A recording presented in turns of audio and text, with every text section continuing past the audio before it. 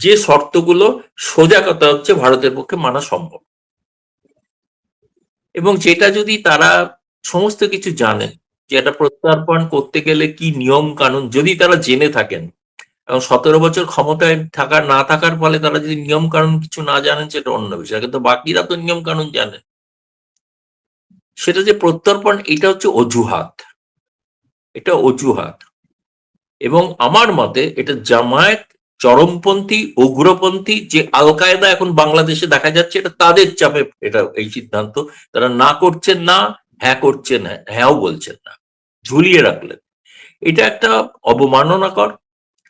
আমি যতদূর জানি ভারতে প্রবল এই নিয়ে সমালোচনা হচ্ছে, এবং এও বলা হচ্ছে বাংলাদেশকে এতটা শিষ্টাচার দেখানোর প্রয়োজনীয়তা ছিল কিনা।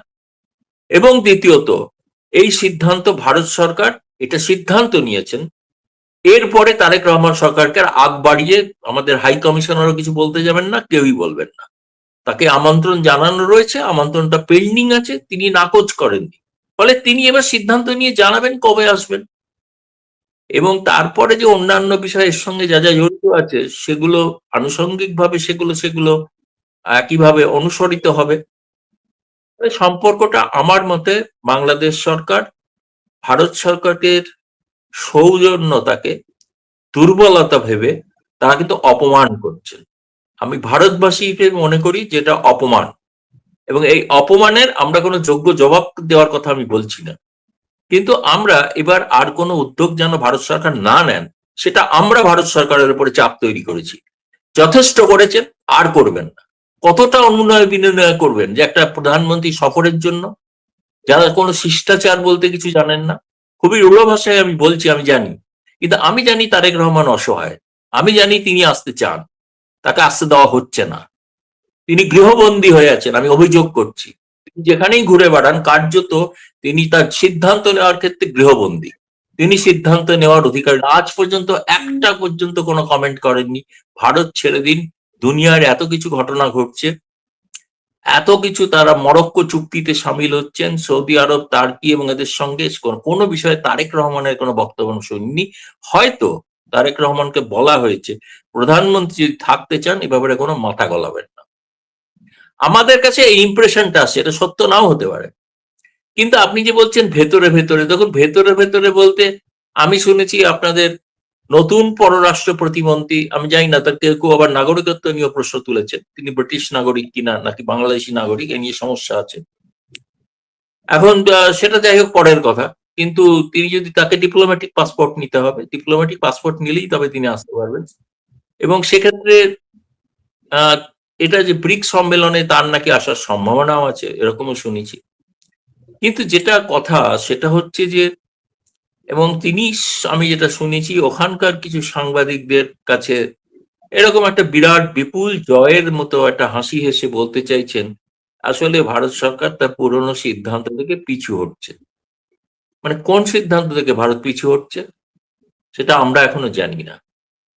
কারণ আমরা যেটা জানি সেটা হচ্ছে পররাষ্ট্র মন্ত্রণালয় থেকে আমাদের আনঅফিসিয়ালি বলা হয়েছে যে যে ধরনের শর্ত আরোপ করেছেন বাংলাদেশ, সেই শর্ত থেকে যদি তারা সরে না যান তাহলে আমাদের পক্ষে তাদের শর্ত, তারপরে তারা আসবেন কি আসবেন না তাদের সিদ্ধান্ত, কিন্তু আমরা সেই শর্ত মানতে পারছি না। কি শর্ত? হাসিনার মুখ বন্ধ করতে রাখা হবে, করবেন না, বলবেন না ভারত সরকার। ভারত বাংলাদেশের মতো একটা ওরকম মানে মিডিয়ার কণ্ঠরোধ করার দেশ নয়। ফলে এখানে কোনো সাংবাদিক যদি ইন্টারভিউ নিতে চান বা নেন, তারা নিতে পারবেন এবং নেবেন। ফলে সে নিয়ে এখনো প্রতিবন্ধকতার কথা আমরা জানি না।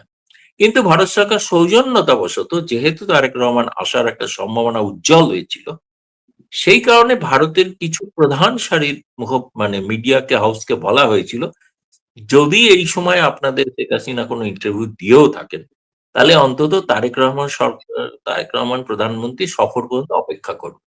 এখন জানেন না, তাহলে আবার একটা নতুন তিক্ততা তৈরি হয়। সেটা কিন্তু ভারতের মিডিয়া কিন্তু মেনে চলছে। কিন্তু এখন যে পরিস্থিতি, আপনি জানেন যে ভারতবর্ষের বেশ কিছু সংবাদ গণমাধ্যমের সম্পাদকীয়তে বাংলাদেশ সরকারের তুমুল তোলপাড় করা, সমালোচনা করা হয়েছে, এবং তারা এটাও বলছেন যে অত্যন্ত বাড়াবাড়ি করছে।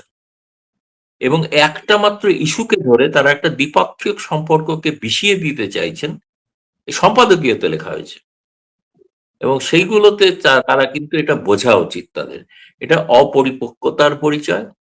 এভাবে যে তারা সরকার টিকিয়ে রাখতে পারবেন, এটা যদি ধারণা করে থাকেন, এটা আমি বলছি, আমার মত, সেটা সম্ভব নয়। ফলে আপনি যেটা বলছেন ভেতরে ভেতরে আলোচনা, ভেতরে ভেতরে আলোচনা যা খুশি হয়ে থাকে হয়ে থাকুক, বাংলাদেশ আর সিদ্ধান্ত থেকে পক্ষ থেকে সরছে কিনা, আর ভারত সরকার তার সিদ্ধান্তকে সরছে কিনা, এটা পরিষ্কার হওয়া দরকার। আমরা যতদূর জানি আজ পর্যন্ত ভারত সরকার যে কথা ঘোষণা করেছেন পররাষ্ট্র মন্ত্রণালয়, সেটা মানা সম্ভব নয়, সোজা কথা। তারপরে যদি আসতে চান আসতে পারেন। দাদা, তার মানে তো পরিষ্কার একটা টানাপোড়েন শুরু হয়েছে নতুন করে। আমি এই টানাপোড়েনের এখন পর্যন্ত যেটা হয়নি, মানে ভবিষ্যতে তারেক রহমান যাবেন কি যাবেন না এটা তো তার সিদ্ধান্ত। এখন পর্যন্ত যা ঘটেছে তার ক্রিয়া প্রতিক্রিয়া কি, মানে দুই দেশের অন্যান্য সেক্টর গুলোতে, ব্যবসা বাণিজ্য, জ্বালানি, ভ্রমণ, ভিসা, এগুলাতে ক্রিয়া প্রতিক্রিয়া কি কেমন হতে পারে বলে আপনি মনে করেন? যেগুলো চলমান সিদ্ধান্ত, যেগুলো ঘোষণা করা হয়ে গিয়েছিল, সেগুলো এই কারণে প্রতিহিংসা নেওয়ার জন্য সেগুলো বন্ধ করে দেওয়া হবে এমন কোনো সিদ্ধান্ত ভারত সরকার নেননি। কারণ ভারত সরকার মনে করেন যে সরকারের সঙ্গে নয়, বাংলাদেশের মানুষের উপকারের জন্য তারা কল্যাণমুখী প্রকল্প অব্যাহত রাখতে চান। ফলে যে পর্যটন ভিসা দিয়ে চালু করেছেন, সেটা আমার মনে হয় না যে এখনই প্রত্যাহার করার কোনো সিদ্ধান্ত হয়েছে বলে। কিন্তু ধরুন যেগুলো আপনার বর্তমান যে ডিজেল সরবরাহ, সেটা যেরম চলছিল সেরম চলছে, বিদ্যুৎ সরবরাহ চলছে। আপনাদের অসুবিধা হলে সেখানে দরকার হলে কাঁচা সবজিও যাচ্ছে, সেটাও পাঠানো হচ্ছে। কিন্তু এর ওপরে বাড়তি যে আরো অনেক কিছু, যেটা ভারতের হাই কমিশনার বলে এসেছিলেন তারেক রহমানকে, যে আপনি আর যা যা আপনার সুবিধার্থে যা যা চান, আপনার সংকট লাঘবের জন্য যা যা করতে চান, সেটা ভারত সরকার আপনাকে করতে রাজি আছে, কিন্তু আপনাকে তার জন্য ভারতে আসতে হবে। এখন এইটা থেকে বলাতে তার ধারণা আছে ভারত ভীষণ দুর্বল। এখন কি করা যাবে? কেউ যদি ভেবে বসে থাকেন যে ভারত দুর্বল, তাহলে তাকে আমি তো এখান থেকে বসে পাম্প করে বলতে পারবো না যে না ভারত প্রবল শক্তিশালী। ভারত কি সেটা আমরা জানি, কিন্তু আমরা ভারতীয়রা জানি। যদি এই বর্তমান সরকার, বাংলাদেশের অধিকাংশ মানুষ এটা মনে করেন না। বাংলাদেশের অধিকাংশ মানুষ, আমি বলবো বৃহত্তর অংশের মানুষ, তারা ভারতের সঙ্গে সুসম্পর্ক চান। যার প্রমাণ আপনারা দেখেছেন ভিসা লাইনের ভিড়। তারা যদি ভারত বিরোধী হতেন, ভারত সম্পর্কে যদি এত তাদের নেতিবাচক ধারণা হতো, তারা রাত জেগে সারাদিন ধরে লাইনে দাঁড়াতেন না। ফলে সাধারণ মানুষ ভারতের পক্ষে। ভারতের পক্ষে যারা নয়, বিরোধী যারা, তারা হলেন একদল রাজনৈতিক নেতা, একদল চরমপন্থী, একদল উগ্রপন্থী, যারা বাংলাদেশকে আবার পূর্ব পাকিস্তান করতে চান। দাদা, যে বাড়তি ডিজেলটা চাওয়া হয়েছিল, এই বিষয়টা হ্যাং হয়ে আছে, এটার ব্যাপারে কিন্তু কোনো সিদ্ধান্ত জানা যাচ্ছে না। না, এটা সিদ্ধান্ত নেই, তার কারণ হচ্ছে সিদ্ধান্ত একটা তো বলা হয়েছে, প্রকাশ্যে বলেছেন আমাদের মুখপাত্র। তিনি বলেছেন ভারত ও বাংলাদেশের মধ্যে ডিজেল সরবরাহের একটা ব্যবস্থাপনা আছে। সেই ব্যবস্থাপনা অনুসারে শেখ হাসিনার তৈরি করা পাইপলাইন দিয়ে বাংলাদেশের ওই বর্তমান যারা আছেন তাদেরকে সমস্ত তেল ফেল পাঠানো হচ্ছে।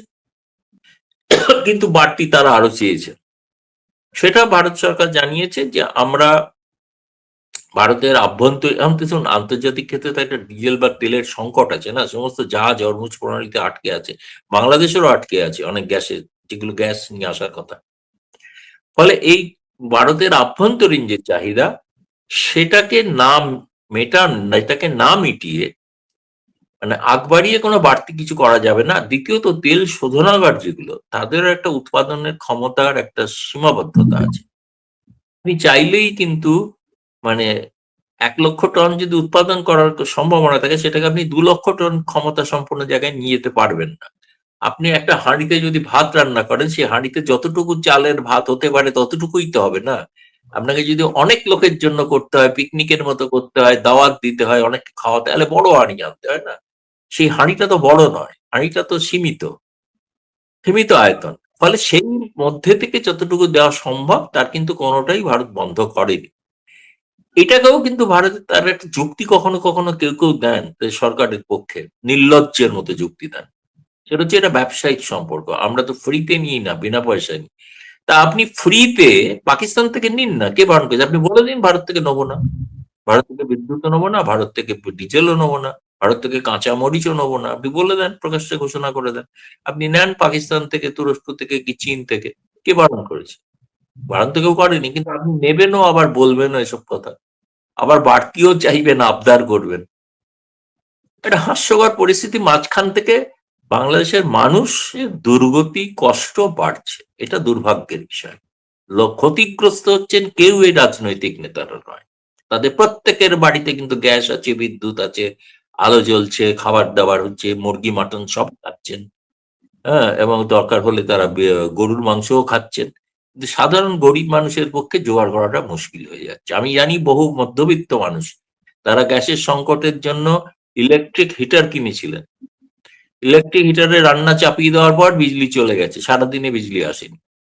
ঢাকা শহরের কথা বলছি, আমি গ্রামের কথা বলছি না, গ্রামে তো 12-14 ঘন্টা নাই। কিন্তু এইরকম একটা পরিস্থিতিতে মধ্যবিত্ত মানুষ তারাও কিন্তু নীরব হয়ে আছেন ঠিকই, কিন্তু এই নীরবতাটা কিন্তু ধীরে ধীরে বারুদের স্তূপের মতো জমছে। এটা বিস্ফোরণ একটা সময় সত্যি সত্যি হয়েছিল, আবার প্রয়োজনে একটা বিস্ফোরণের মুখে বাংলাদেশ, এ বিষয়ে কোনো সন্দেহ নেই। দাদা, আমাদের পররাষ্ট্রমন্ত্রী ফখরুল রহমান, তিনি আজকে দুইটা কথা বলেছেন। একটা বলেছেন যে ভারতের সাথে কবে স্বাভাবিক সম্পর্ক হবে এটা ঠিক নির্দিষ্ট করে বলা যাচ্ছে না। তার কথার অর্থ এটাই। আর একটা কথা বলেছেন যে প্রধানমন্ত্রীকে ভারত দাওয়াত দেয়নি, ভারত দাওয়াত দিয়েছে বিমস্টেকের চেয়ারপারসনকে। এই পার্থক্যটা বুঝতে হবে আমাদেরকে। মানে আমাদের সাংবাদিকরা যখন বারবার প্রশ্ন করছে যে ভারত সফর নিয়ে কি হলো, কি সেই পার্থক্যটা আপনি কি বুঝেছেন বা আপনার দিক থেকে কি মনে হয় উনি কেন এইটা মিন করছেন? আমি যেটা বুঝেছি সেটা, খলিলুর রহমান আমার ধারণা তিনি ঠিকই বলেছেন, ভুল বলেননি। আমার ধারণা তিনি বোঝাতে চাইছেন যে একটা দ্বিপক্ষীয় সফরের একটা আমন্ত্রণ অলরেডি রয়েছে, তারা তো সেটাও গ্রহণ করতে পারেন। সেটা তো প্রধানমন্ত্রী তারেক রহমানকে দেওয়া হয়েছিল, তাই না, ফেব্রুয়ারি মাসে। আর একটা আমন্ত্রণ জানানো হয়েছিল, তিনি যখন সেটা নিয়েও গড়িমসি করছেন, তখন আর একটা আমন্ত্রণ তাকে দেওয়া হয়েছিল বিমস্টেকের সভাপতি হিসাবে। কে দিয়েছেন? ব্রিক্সের সভাপতি। ব্রিক্সের সভাপতি হচ্ছে নরেন্দ্র মোদী। তিনি বোঝানো চায় বাংলাদেশের, মানে যদি কেউ তার ভিন্ন ব্যাখ্যা করেন সেটা অন্য, তিনি খুব ঝানু কূটনীতিবিদ, এবং তিনি স্পষ্ট ভাষায় বলেছেন দুটি আমন্ত্রণ আছে, এটা আপনাদের খেয়াল রাখতে হবে। সাংবাদিকদের এই প্রশ্নটা এখনো কেন করেন না তারা, আমি থাকলে, ঢাকায় থাকলে এই প্রশ্নটাই করতাম। আপনি কোনটা আমার গ্রহণ করেছেন, কোনটা খারিজ করেছেন, এটা পরিষ্কার করে অন্তত বলতে হবে তো। আমি দ্বিপক্ষীয় সফরের আমন্ত্রণটা পেন্ডিং, ওটা আমি দেখেছি, কোনো সময় হয়তো যেতে পারি, কিন্তু ব্রিক্স টেকের যে যাবো না, এটাও তো বলছেন না। না, বুঝতে হবে, বুঝতে হবে, বাংলাদেশের মানুষ বুঝছেন না, সাংবাদিক বুঝছেন না, তা আমরা বুঝে কি করব? তিনি গ্রহণ করেছেন না প্রত্যাখ্যান করেছেন, এই প্রশ্নটা তো বাংলাদেশের সাংবাদিকদের করা উচিত ছিল, কেউ করছেন না কেন আমি বুঝতে পারছি না, সাধারণ প্রশ্ন। আমি এখানে যদি যে কাগজের কোনো দায়িত্বপ্রাপ্ত কোনো সম্পাদক হতাম বা চিফ রিপোর্টার হতাম, আমি আমার বিট কভার রিপোর্টারকে বলতাম, তুমি প্রথম প্রশ্ন এইটা করবে, আপনার কোনটা গ্রহণ করছেন, নাকি দুটোই করছেন, নাকি দুটোই গ্রহণ করছেন, যে কোনো একটা উত্তর দিন, বলুন। জি, আহ, আমাদের তো এখন শক্তিশালী একটা পররাষ্ট্র দপ্তর। আপনারা বুঝতেই পারছেন যে এখানে একজন মন্ত্রী আছেন, দুজন প্রতিমন্ত্রী, প্রথমবারের মতো বাংলাদেশের ইতিহাসে। তো সেখান থেকে নিশ্চয়ই তারা গভীরভাবে চিন্তা করছে।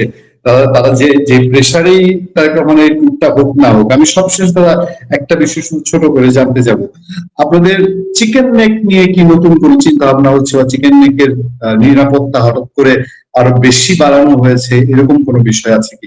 এটার প্রেক্ষাপটে প্রেক্ষাপট হচ্ছে বাংলাদেশ থেকে ক্রমাগত নানা ধরনের জঙ্গি সংগঠন, নানা ধরনের, ইউনূস যখন ছিলেন তিনি চিকেন নেকের ওই জায়গাটা, উত্তর পূর্ব ভারতকে দুর্বল করার কথা তিনি বলেছিলেন। আরো আনুষঙ্গিক নানাবিধ বিষয় আছে, কিন্তু সেই চিকেন নেকের নিরাপত্তাকে জোরদার করার জন্য স্বরাষ্ট্রমন্ত্রী অমিত শাহ নিজে ওখানে সফর করছেন, তিনি সেখানে বৈঠক করছেন। সেখানকার পরিকাঠামোগত বিষয়গুলোকে আরো বাড়ানোর কথা হচ্ছে। চিকেন নেককে অনেকে একটা বাংলাদেশে চালায়, বা কেউ কেউ আছেন যারা মনে করেন যে ওখানকার বিএনপি সরকার বিরোধী যারা, তারা মনে করেন ভারত কেন চিকেন নেককে প্রসারিত করছে না, অর্থাৎ মানে চট্টগ্রাম বা চট্টগ্রামকে কেন দখল করে নিচ্ছে না। সেটা ভারতের কোনো লক্ষ্য নয়। ভারত তার নিজের আত্মরক্ষার স্বার্থে সেখানকার প্রতিরক্ষা সংক্রান্ত পরিকাঠামো তারা আরো শক্তিশালী করছেন। কারণ বর্তমান বাংলাদেশের যে অবস্থা, আপনি হয়তো নিশ্চয়ই জানেন যে জাতিসংঘের যে রিপোর্ট যেটা প্রকাশিত হয়েছে যে আল কায়দা ঘাঁটি করেছে, এবং যার ফলে ভারতের নিরাপত্তা বিঘ্নিত। এখন তো সন্দেহ করা হচ্ছে যে ভারতের লালকেল্লায় যে জঙ্গিরা এসেছিল তারাও আল কায়দা, তাদের সঙ্গে বাংলাদেশের আল কায়দার যোগাযোগ আছে কি নেই, এই ব্যাপারটাও তদন্ত করে দেখা হচ্ছে। দ্বিতীয়ত, বেশ কিছু জঙ্গি অতি সম্প্রতি গত কয়েকদিনের মধ্যে তাদের জেল থেকে ছাড়া পেয়েছেন, মুক্তি পেয়েছেন। ফলে এইটা তো আরো বেশি বিপজ্জনক জিনিস। এবং ভারতের প্রধান গিয়ে তাকে তো বলে এসছেন, তাদের প্রতিরক্ষা উপদেষ্টাকে, কি ধরনের আশঙ্কা তারা করছেন। সেই জন্য আমি বলছি, এই কথাটাকে সব মিলিয়ে দাঁড়াচ্ছে বাংলাদেশ কিন্তু একটা ভয়াবহ বিস্ফোরণের বারুদের স্তূপের উপর দাঁড়িয়ে পড়েছে। একটা আগুনের ছোঁয়া পড়লেই কিন্তু বিস্ফোরণ ঘটতে পারে। এটা খুব দুর্ভাগ্যজনক হবে, এটা ভারতেরও ক্ষতি হবে। সেই জন্য ভারত তার প্রতিরক্ষা সংক্রান্ত আত্মরক্ষামূলক ব্যবস্থা গ্রহণ করছে।